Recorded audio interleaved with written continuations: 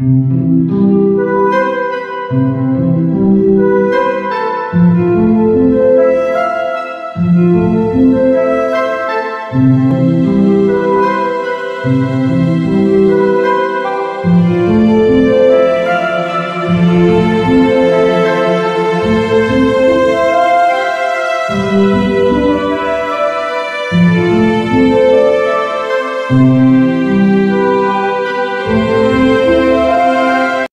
everyone, welcome back to another video. If you don't know me, I am Cece or Ceci, whatever you would like to call me, as long as it's not rude, because I will cry about it.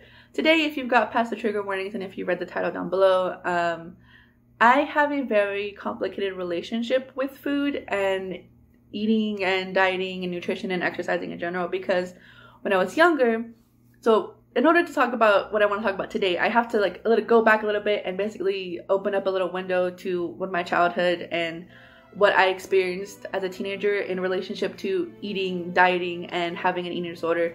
When I was younger, I was bullied a lot because I was a lot heavier than the other kids, and it got so bad to the point that my elementary school had contacted a nutritionist to bring me and my mom in and say, hey, your kid is fat, we need her to lose weight.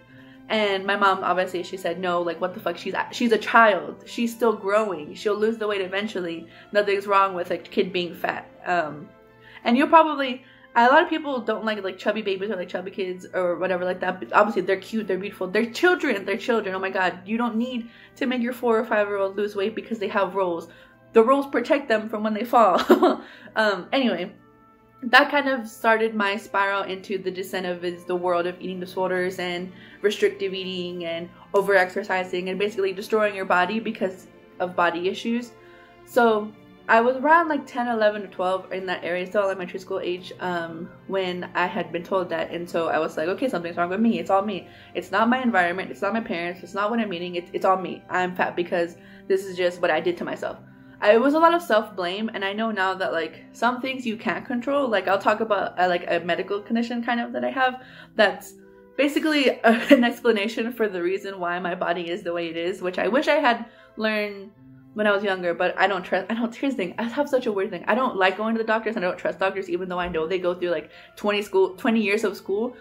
But I don't know, it's just hospitals freak me out. That's what the end period of that situation is. Basically, so going to high school, I am 14 or 15 or 16, and I absolutely hate my body. I had started to try to eat 500 calories a day, live off 500 calories a day. I tried to do 1,000 push-ups, 1,000 jumping jacks, 1,000 crunches, and 1,000 something else. Basically 4,000 like small like exercises that you can do at home every single day. I was not eating. I was overworking my body. I hated my body. I hated my friends. I hated my family. I was so mean and I was so bitter.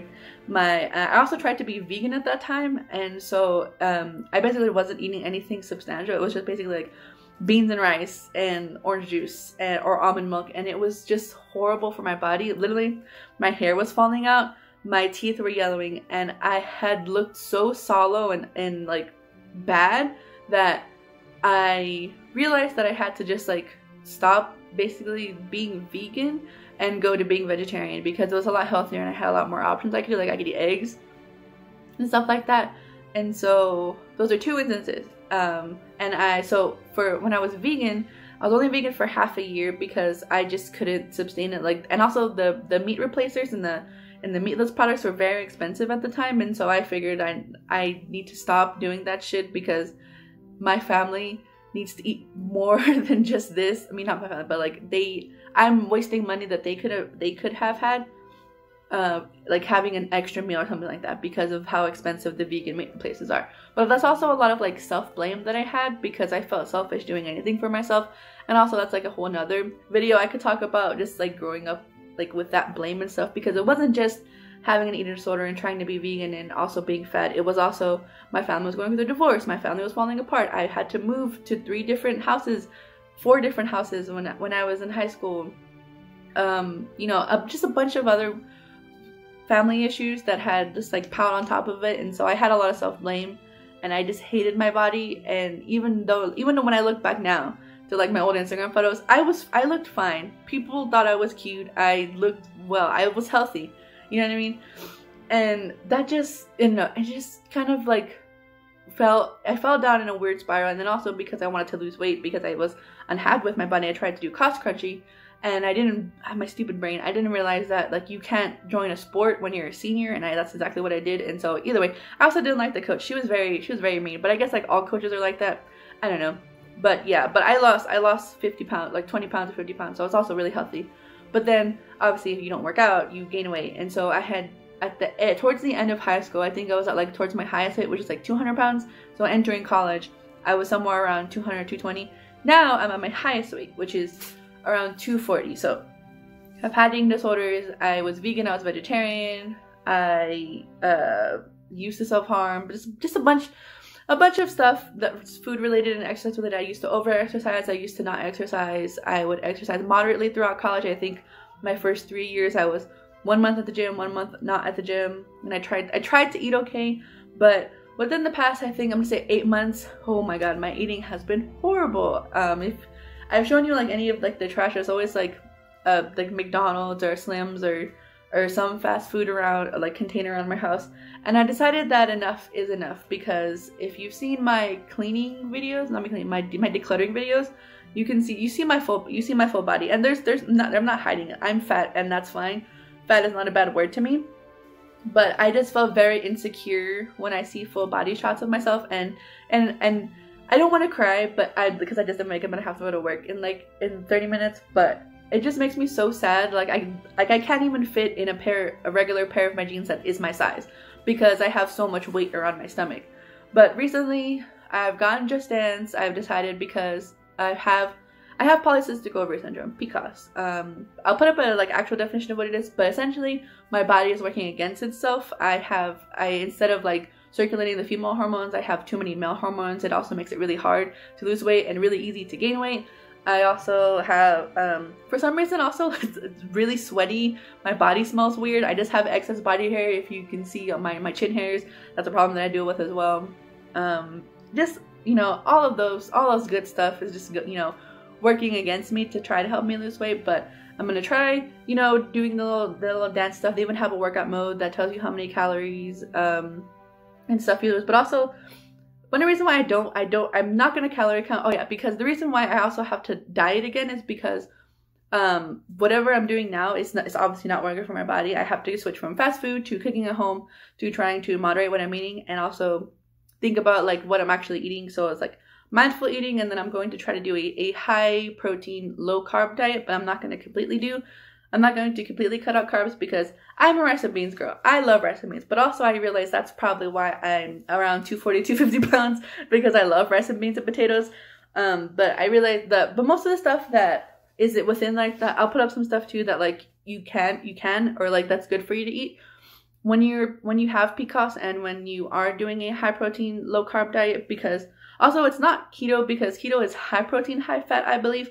And also keto doesn't work long term. It works short term, but again, you're using your body's emergency fuel. And so if you are in an emergency situation, your body won't have any fat to burn, and you probably more likely to die. I'm not a nutritionist. That's just what comes to mind when I think of someone who's does ketosis. Obviously, it works for some people, because I think your body chemistry allows it to work a little bit better. But for someone like me, I think the high fat, high protein is just going to make me more fat. So that's what I'm not going to do. But it also just goes to show how far I've come with eating and stuff like that, because I started my YouTube channel because I did not like my face. I did not like my voice. I did not like my body. I wanted to get used to it. I wanted to get used to my voice. I wanted to get used to looking at my face from different angles. I wanted to get used to talking to someone that wasn't myself or my family. And so it's kind of full circle a little bit, but also because I haven't really shared my body or recipes and stuff. And I love cooking. I love baking, but I just want to talk. I also just wanted to talk about it because I feel like I know myself, and I know that I can go overboard with certain things, and I'm just scared that it's going to fall into a territory where it's dangerous again. But hopefully I'm resilient enough. I feel like my glasses are crooked. Sorry. Hopefully I'm resilient enough and I'm able to like check in with you guys and still like maybe be like 5 or 10 pounds lighter in like the next like update or like dieting video or whatever. But this is mostly for me, and also I guess for you if you care about, if you have PCOS or if you're someone who are in any sort of recovery, that it does eventually work out for itself in the better part, and that I know that I won't fall back down to a path that's negative, or I'm not going to return to disordered eating, because also disordered eating is an entirely different thing too, because most college students experience it. Basically, it's what it means is when like disordered eating is kind of a pattern of eating that's not healthy, but it's not sustainable either. But you're basically eating maybe like a small lunch or like snacks throughout the day, but then when you go home you eat like a lot or whatever, or it's like your meals aren't scheduled properly or something like that. I'll put up a definition up as well, and also I'll like link some resources below, because I know talking about stuff like this, and especially as someone who's going through recovery still to this day, I am some things can be triggering and some things can put you back on your progress, but we're in this together. And the reason why I want to do this also as a preface, because I wanted to start doing more cooking videos. I want to share with you what I'm doing. I want to share with you what I'm eating. I don't want to let myself lose progress. So let's get better together and make 2020 our bitch. Thank you guys for watching, and share or subscribe if you would like, because YouTube hates me. Bye.